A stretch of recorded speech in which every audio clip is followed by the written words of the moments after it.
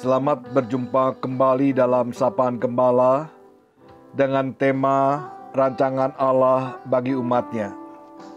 Didasari dari Kejadian 50 ayat 20. Memang kamu telah mereka-rekakan yang jahat terhadap aku, tetapi Allah telah mereka-rekakannya untuk kebaikan, dengan maksud melakukan seperti yang terjadi sekarang ini, yakni memelihara hidup satu bangsa yang besar. Kalimat ini diucapkan oleh Yusuf di hadapan saudara-saudaranya setelah berpisah sekian belas tahun. Kita semua pasti tahu kisah perjalanan hidup Yusuf yang tercatat dalam Alkitab. Yusuf harus melewati perjalanan hidup yang cukup dramatis. Penderitaan demi penderitaan harus ia alami sebagai akibat perbuatan jahat yang dilakukan oleh saudara-saudaranya sendiri. Saudara-saudaranya yang telah membuang dirinya, menjualnya sebagai budak, dan mengatakan kepada ayahnya yaitu Yakub bahwa Yusuf telah mati.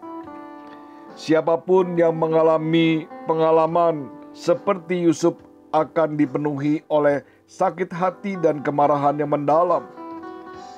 Jauh lebih menyakitkan karena yang melakukannya adalah saudara-saudaranya sendiri. Kalau orang lain yang melakukan kejahatan mungkin masih bisa dimaklumi, tetapi tindakan ini justru dilakukan oleh saudara Yusuf sendiri. Ini sungguh menyakitkan. Andai kita berada di posisi Yusuf, mungkin kita pun tidak dapat menerima hal ini, dan kita akan membalas sakit hati atau dendam kita kepada mereka. Yusuf tidak menyangkali apa yang telah dilakukan oleh saudara-saudaranya.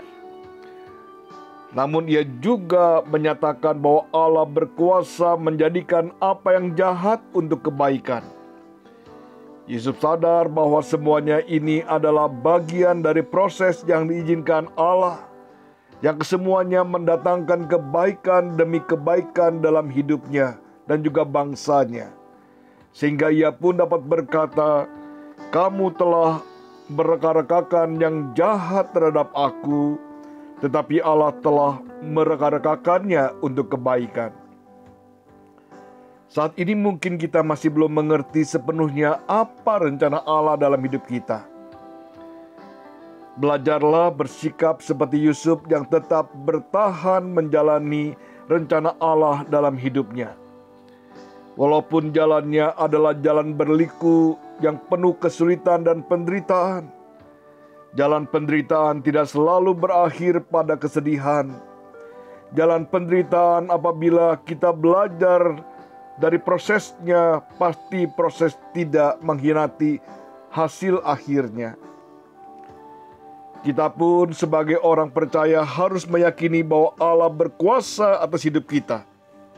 Apapun yang dilakukan oleh orang yang jahat kepada kita, Allah bisa mengubahnya menjadi kebaikan.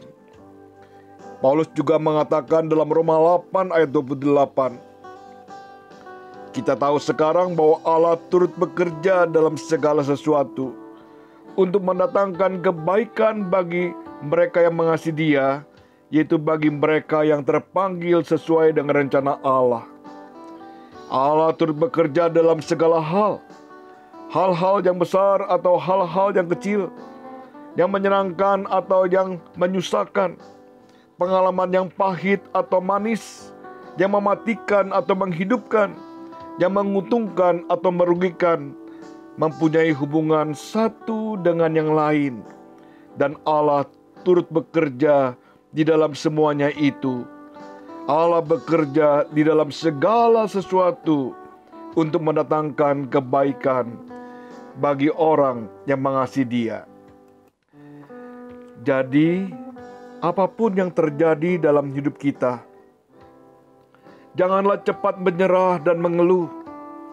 Ingatlah bahwa Allah ada di pihak kita, dan pada saat kita juga ada di pihak Allah. Hidup kita tidak berada di tangan siapa-siapa, tetapi di tangan Allah yang mempunyai rencana yang indah dalam hidup kita. Dan rancangan Allah dalam hidup kita sebagai umat-Nya adalah rancangan untuk kebaikan kita.